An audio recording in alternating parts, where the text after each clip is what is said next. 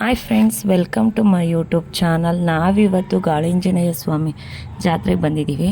So ಈ ವರ್ಷ ಶ್ರೀರಾಮನ ಮೂರ್ತಿ ಕೂಡ ಅಲ್ಲಿ ಪ್ರತಿಷ್ಠಾಪನೆ ಮಾಡಿದರು. ಮೂರ್ತಿ ಅಂತೂ ತುಂಬಾ ಚೆನ್ನಾಗಿತ್ತು.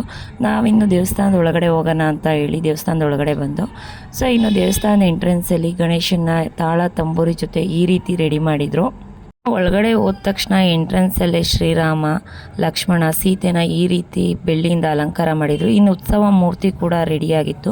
ಹಾಗೆ ಒಳಗಡೆ ಬರ್ತಾ ವೆಂಕಟೇಶ್ವರ ಸ್ವಾಮಿನೂ ಕೂಡ ಈ ರೀತಿ ರೆಡಿ ಮಾಡಿದರು. ಸೊ ಇನ್ನು ಮುಂದೆ ಬಂದು ಗಾಳಿ ಆಂಜನೇಯ ಸ್ವಾಮಿ ಗರ್ಭಗುಡಿ ಹತ್ರ ಬಂದು, ಸೊ ಇಲ್ಲಿ ಫೋಟೋಸು ವೀಡಿಯೋಸ್ ಯಾವುದೂ ಅಲೋ ಇರಲಿಲ್ಲ. ಆದರೂ ಕೂಡ ನಾನು ಸ್ವಲ್ಪ ವೀಡಿಯೋನ ಅವ್ರಿಗೆ ಗೊತ್ತಿಲ್ಲದೆ ಇರೋ ರೀತಿ ವೀಡಿಯೋನ ಮಾಡಿಕೊಂಡೆ. ನಿಮಗೂ ಇಲ್ಲಿಂದನೇ ದೇವ್ರ ಕಂಡ್ರೆ ನಮಸ್ಕಾರ ಮಾಡ್ಕೊಳ್ಳಿ. ಜಾತ್ರೆ ಇದ್ದಿದ್ದರಿಂದ ಮಧ್ಯಾಹ್ನ ಪ್ರಸಾದ ಕೂಡ, ಇನ್ನು ಜಾತ್ರೆ ಇದ್ದಿದ್ದರಿಂದ ಮಧ್ಯಾಹ್ನ ಊಟಕ್ಕೂ ಕೂಡ ವ್ಯವಸ್ಥೆ ಮಾಡಿದರು.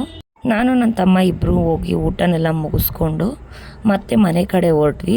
ತೇರು ಯಾವುದೂ ನಡೀತಾ ಇರಲಿಲ್ಲ. ಸಾಯಂಕಾಲ ಅಂತ ಹೇಳಿದ್ರು ಅಂತ ಹೇಳಿ ಮನೆ ಕಡೆ ಹೊರಟು ಸಂಜೆ 7 ಗಂಟೆಗೆ ನಾವು ಕೂಡ ಜಾತ್ರೆಗೆ ಹೋಗೋಣ ಅಂತ ಬಂದು ನನ್ನ ತಮ್ಮದಿರಿಬ್ಬರು ಈ ರೀತಿ ನಡ್ಕೊಂಡು ಬರ್ತಾಯಿದ್ರು. ಇನ್ನು ನಾವು ಜಾತ್ರೆ ಒಳಗಡೆ ಎಂಟ್ರಿ ಆಗೋಷ್ಟರಲ್ಲಿ ಜನ ಅಂತೂ ತುಂಬ ಜನ ಸೇರಿದರು. ಎಷ್ಟು ಜನ ಅಂತ ಹೇಳಿದ್ರೆ ಒಂದು ಕಡೆಯಿಂದ ಮತ್ತೊಂದು ಕಡೆಗೆ ಹೋಗೋಕ್ಕಾಗದಿರೋಷ್ಟು ಜನ ಕೂಡಿದ್ರು. ಅದ್ರ ಮಧ್ಯದಲ್ಲಿ ತೇರುಗಳು ಬರ್ತಾ ಇರೋದ್ರಿಂದ, ರಥನ ಎಳಿತಾ ಇರೋದ್ರಿಂದಂತೂ ತುಂಬಾ ಓಡಾಡೋಕ್ಕೆ ರಿಸ್ಕ್ ಆಗ್ತಾಯಿತ್ತು. ಫಸ್ಟು ನಾವು ಹೋದ ತಕ್ಷಣ ಈ ತೇರನ್ನ ಎಳಿತಾ ಇದ್ರು. ತೇರನ್ನ ಮುಗಿಸ್ಕೊಂಡು ನಾವು ಜಾತ್ರೆ ಒಳಗಡೆ ಹೋದೋ. ನಾವು ಜಾತ್ರೆ ಒಳಗಡೆ ಎಂಟ್ರಿ ಆಗ್ತಾ ಇದ್ದಂಗೆ ಮತ್ತೆ ಒಂದು ತೇರು ಬಂತು. ಸ್ವಲ್ಪ ಹೊತ್ತು ವೆಯ್ಟ್ ಮಾಡಿ ತೇರೆಲ್ಲ ಹೋದ್ಮೇಲೆ ನಾವು ಮುಂದೆ ಹೋದೋ. ಸೊ ತೇರ್ಗಂತೂ ತುಂಬಾ ಚೆನ್ನಾಗಿ ಅಲಂಕಾರ ಮಾಡಿದರು. ಪ್ರತಿಯೊಂದು ತೇರೂ ಡಿಫ್ರೆಂಟ್ ವೆರೈಟಿಲಿ ರೆಡಿ ಮಾಡಿದರು. ಇನ್ನು ದೇವಸ್ಥಾನ ಅಂತೂ ನೋಡೋಕ್ಕಂತೂ ತುಂಬಾ ಸಖತ್ತಾಗಿ ಲೈಟಿಂಗ್ಸಿಂದ ಚೆನ್ನಾಗಿ ಕಾಣ್ತಾಯಿತ್ತು. ಅದರಲ್ಲೂ ನೈಟ್ ಟೈಮ್ ಆಗಿರೋದ್ರಿಂದಂತೂ ತುಂಬಾ ಸಖತ್ತಾಗಿ ಕಾಣಿಸ್ತಾಯಿತ್ತು. ತೇರ್ ಜೊತೆಗೆ ಪೂಜೆ ಕುಂಟ ಎಲ್ಲ ನಡೀತಾಯಿತ್ತು. ಮುಂದೆ ಹೋದು ನಾವು ಮಕ್ಕಳನ್ನೆಲ್ಲ ಕರ್ಕೊಂಡು ಹೋಗಿದ್ದರಿಂದ ಜಾತ್ರೆ ಒಳಗಡೆ ಓಡಾಡೋದು ತುಂಬ ಸ್ವಲ್ಪ ಕಷ್ಟನೇ ಆಯಿತು. ಆದರೂ ಮಕ್ಳುಗಳು ಕೇಳಿದ್ನೆಲ್ಲ ಕೊಡಿಸ್ಕೊಂಡು ಹೆಂಗೋ ಎಂಜಾಯ್ ಮಾಡಿಕೊಂಡು ಟೈಮ್ನ ಪಾಸ್ ಮಾಡ್ದೋ. ನೀವು ನೋಡಿ ಫ್ರೆಂಡ್, ಎಷ್ಟು ಜನ ಇದೆ, ಜಾತ್ರೆ ಯಾವ ರೀತಿ ಇದೆ ಅಂತ ಹೇಳಿ.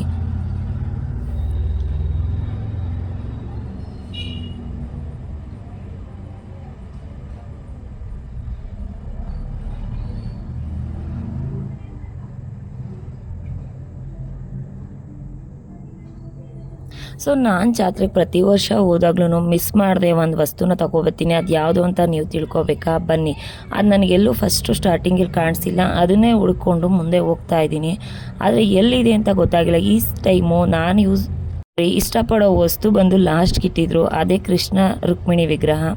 ಸೊ ನನಗಿಷ್ಟ ಆಗಿರೋಂಥ ಕಲರ್ ಸಿಗಲಿಲ್ಲ. ಸೊ ಲೈಟ್ ಗೋಲ್ಡನ್ ಕಲರಲ್ಲಿ ನಾನು ಕೃಷ್ಣನ ತೊಗೊಂಡೆ. ಸೊ ಅದಾದಮೇಲೆ ಬೆಣ್ಣೆ ಕೃಷ್ಣನೂ ಕೂಡ 2ನ್ನ ತೊಗೊಂಡೆ. ನನಗದು ನೋಡಿದ ತಕ್ಷಣ ತುಂಬ ಇಷ್ಟ ಆಯಿತು ಅಂತೇಳಿ ನಾನು ಕೃಷ್ಣನ ಪ್ರತಿ ವರ್ಷ ನಾನು ಜಾತ್ರೆಗೆ ಹೋದಾಗ್ಲೂ ಮಿಸ್ ಮಾಡಿದೆ ನಾನು ಕೃಷ್ಣನ ತೊಗೊಬರ್ತೀನಿ. ಏನೋ ನನಗೊಂದೊಂಥರ ಅಟ್ರಾಕ್ಷನ್ನು. ಸೊ ಅದು ಕೃಷ್ಣ ಅಂದರೆ ನನಗೂ ಇಷ್ಟ ಅಂತೇಳಿ ಪ್ರತಿ ವರ್ಷ ತೊಗೊಬರ್ತೀನಿ. ಅದು ನಾನು ತರೋ ಪ್ರತಿ ಕೃಷ್ಣನೂ ಡಿಫ್ರೆಂಟಾಗಿ ವೆರೈಟಿಯಾಗಿರುತ್ತೆ. ಇನ್ನು ಗಾಳಿಂಜನೇಯ ಸ್ವಾಮಿ ಸಂಘದ ಕಡೆಯಿಂದ ನಮ್ಮ ಅಣ್ಣನೂ ಜಾಯ್ನ್ ಆಗಿದ್ದರಿಂದ ನಮ್ಮ ಅಣ್ಣನೂ ಅಲ್ಲೇ ಇದ್ದರು. ಸೊ ಅವರು ಕೂಡ ಊಟದ ವ್ಯವಸ್ಥೆ ಎಲ್ಲ ಮಾಡಿದರು ಬಂದಿರೋ ಭಕ್ತರಿಗೆಲ್ಲ. ನಾವು ಹೋಗಿ ಅಣ್ಣನ ಮಾತಾಡ್ಸ್ಕೊಂಡು ಮುಂದೆ ಬಂದು, ಈಗ ನಮ್ಮ ಮಿಂಚು ಇಷ್ಟಪಟ್ಟು ತೊಗೊಂಡಿದ್ವಿ ಡೋಲು. ಜಾತ್ರೆ ಎಲ್ಲ ಸುತ್ತಾಡಿದ್ರು, ಅವಳು ಏನೂ ತೊಗೊಂಡಿರಲಿಲ್ಲ. ಅವಳಿಗೆ ಇಷ್ಟ ಆಗಿ ಡೋಲ್ನ ತೊಗೊಂಡು ಜಾತ್ರೆಯಲ್ಲೇ ಬಡಿತಾ ನಿಂತಿದ್ಲು. ನಾವು ಬಾದಾಮ್ ಮಿಲ್ಕ್ನ ಕುಡ್ಕೊಂಡು ಕವಿಕಾ ಒಳಗಡೆ ಬಂದು, ಇನ್ನು ಕವಿಕಾ ಒಳಗಡೆ ಅಂತೂ ದೇವ್ರನ್ನ ತುಂಬ ಚೆನ್ನಾಗಿ ಅಲಂಕಾರ ಮಾಡಿದರು. ಅದರಲ್ಲಿ ಆಂಜನೇಯ ಮೂರ್ತಿ ಅಂತೂ ಎಷ್ಟು ಚೆನ್ನಾಗಿ ರೆಡಿ ಮಾಡಿದ್ದಾರೆ ನೋಡಿ ಫ್ರೆಂಡ್. ಇದಾದಮೇಲೆ ಮುಂದೆ ಬಂದು ಅಲ್ಲೇ ಗಣೇಶ ಕೂಡ ದೇವಸ್ಥಾನ ಇದೆ. ದೇವಸ್ಥಾನ ಅಂತೂ ತುಂಬ ಚೆನ್ನಾಗಿತ್ತು. ನಾವು ದೇವ್ರಿಗೊಂದು ನಮಸ್ಕಾರ ಮಾಡಿಕೊಂಡು ಒಳಗಡೆ ಬಂದು, ಇನ್ನು ಕವಿಕಾ ಕಂಪ್ನಿಯವ್ರು ಕೂಡ ಜಾತ್ರೆಯಲ್ಲಿ ಬಂದಿರೋ ಭಕ್ತರಿಗೆ ಅಂತೇಳಿ ಅವರು ಊಟದ ವ್ಯವಸ್ಥೆ ಮಾಡಿದರು. ಸೊ ಇಲ್ಲಿ ಪ್ರತಿ ವರ್ಷ ಬರೋ ಭಕ್ತರಿಗೆ ಊಟದ ವ್ಯವಸ್ಥೆನ ಇರುತ್ತೆ. ನಾವು ಊಟ ಎಲ್ಲ ಮುಗಿಸ್ಕೊಂಡು ಮನೆ ಕಡೆ ಹೊರಟ್ವಿ ನೋಡಿ ಫ್ರೆಂಡ್. ನನ್ನ ತಮ್ಮ ಕೂಡ ಮುಂದೆನೇ ಬಲೂನ್ ಹಿಡ್ಕೊಂಡು ಹೋಗ್ತಾ ಇದ್ದಾನೆ. ಇನ್ನು ನಾವು ಮನೆ ಹತ್ರ ಹೋಗೋ ಅಷ್ಟರಲ್ಲಿ ನಮ್ಮ ಮನೆ ಹತ್ರ ಮಾರಮ್ಮ ತಾಯಿ ತೇರು ಕೂಡ ಬರ್ತಾಯಿತ್ತು. ಸೊ ಇನ್ನು ನಿಮಗೂ ದೇವ್ರ ಕಂಡ್ರೆ ಅಲ್ಲಿಂದನೇ ಒಂದು ನಮಸ್ಕಾರ ಮಾಡ್ಕೊಳ್ಳಿ. ಇನ್ನು ಇಲ್ಲಿ ಬರ್ತಾ ಇರೋ ತಮಟೆ ಸೌಂಡ್ಗೆ ನಮ್ಮ ಕನಸಿ ಕೂಡ ಅವ್ರು ತಂದಿರೋವಂಥ ಡೋಲ್ನ ಕೂಡ ಬಡಿತಾ ಇದ್ಲು. ಅವಳು ಆ ತಮಟೆ ಸೌಂಡ್ಗೆ ನಾನು ಸೌಂಡ್ ಮಾಡ್ತೀನಮ್ಮ ಅಂತೇಳಿ ಅವಳು ಕೂಡ ಸೌಂಡನ್ನ ಮಾಡ್ತಾಯಿದ್ಲು. ಸೊ ಇಷ್ಟೆಲ್ಲ ಆದರೂ ನಮ್ಗೆ ನಿದ್ದೆ ಬರಲಿಲ್ಲ. ಸೆಕೆಂಡ್ ರೌಂಡು ನಾನು ನಮ್ಮ ಅತ್ತಿಗೆ, ನಮ್ಮ ಅಣ್ಣ, ನಮ್ಮ ಪ್ರೀತು ಎಲ್ಲ ಜಾತ್ರೆಗೆ ಹೋಗೋಣ ಅಂತೇಳಿ 2ನೇ ರೌಂಡ್ ಜಾತ್ರೆಗೆ ಹೋದೋ. ನಾವು ಹೋಗೋಷ್ಟರಲ್ಲಿ 12:30 ಆಗಿತ್ತು. ನನಗೆ ಜಾತ್ರೆಗೆ ಹೋದಾಗ ಬೇಜಾರಾಗಿದ್ದು ಅಂತ ಹೇಳಿದ್ರೆ ಇದೊಂದು ಫೋಟೋ. ಯಾಕೆ ಅಂತ ಹೇಳಿದ್ರೆ ಪಾಪ ವ್ಯಾಪಾರ ಮಾಡೋರು ಎಷ್ಟು ಕಷ್ಟಪಡ್ತಾರಲ್ವ, ಪಾಪ ಮಕ್ಳುಗಳನ್ನ ರೋಡಲ್ಲೇ ಮಲಗಿಸ್ಕೊಂಡು ವ್ಯಾಪಾರ ಮಾಡ್ತಾಯಿದ್ರು. ಅದನ್ನು ನೋಡಿ ನನಗೂ ಸ್ವಲ್ಪ ಬೇಜಾರಾಯಿತು. ಇನ್ನೇನು ಮಾಡೋದು, ಮುಂದೆ ಬಂದು ಅಷ್ಟರಲ್ಲಿ ದೇವ್ರ ಉತ್ಸವಕ್ಕೆ ತೇರುಗಳೆಲ್ಲ ರೆಡಿಯಾಗಿತ್ತು, ಒಂದರಿಂದ ಒಂದು ರೆಡಿಯಾಗಿ ಬರ್ತಾಯಿದ್ದು. ತೇರನ್ನೆಲ್ಲ ನೋಡ್ಕೊಂಡು ನಾವು ಕೂಡ ಮನೆ ಕಡೆ ಬಂದು ನಾವು ಮಕ್ಳಿಗೆ ಅಂತ ಹೇಳಿ ಇಷ್ಟು ಐಟಮ್ಗಳನ್ನ, ಆಟಾಡೋ ಐಟಮ್ಗಳನ್ನ ತೊಗೊಂಡಿದ್ದು.